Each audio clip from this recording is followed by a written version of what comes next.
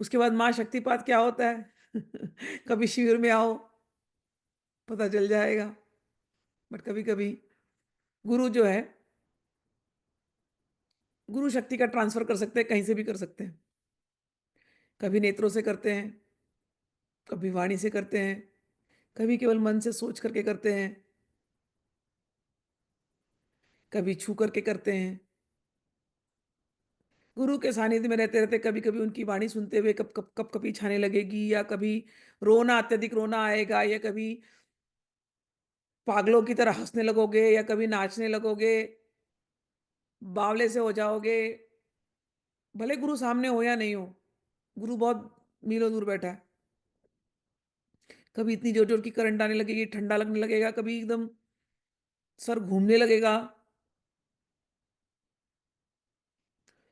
तो गुरु ने अपनी शक्ति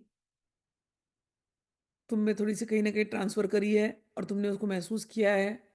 तो ये सारी शक्तिपात होते हैं ऐसे इस प्रकार से।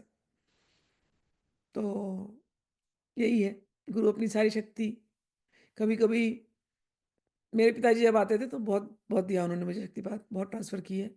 लेकिन उस समय पे मुझे समझता नहीं था, मुझे बिल्कुल समझता नहीं था। ना मुझ में कोई स्पंदन होता था, कुछ नहीं होता था, मैं सत्य कहती हूँ, और बाकी लोग उधर काँपते रहते थे, मुझे कुछ नहीं होता था, एकदम ब्लैंक। बट वो दे देते तो मैं लेती थी। कई सालों बाद, और ख़ास करके उनके जाने के बाद, कई बार लोग मेरी वीडियो देखते हैं जो मेरे पिताजी को जानते हैं, तो बोलते हैं, "अरे! उस समय पे लगता है आप नहीं बोल रही हैं, पिताजी बोल रहे हैं आपके।" अभी रिसेंट भी हुआ था।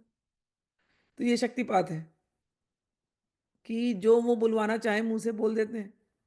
कब वो हावी होते हैं। ये भी शक्तिपात ही है कि अपनी शक्ति का ट्रांसफ़रेंस करना, और शिष्य से वो काम करवा लेना जो वो करवाना चाहते हैं, क्योंकि मेरे जैसा व्यक्ति तंत्र में जाना ही नहीं चाहता था, तंत्र से भागना चाहता था।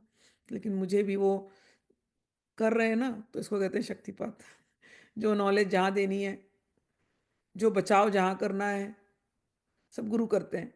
ये सब शक्तिपात में ही आती है।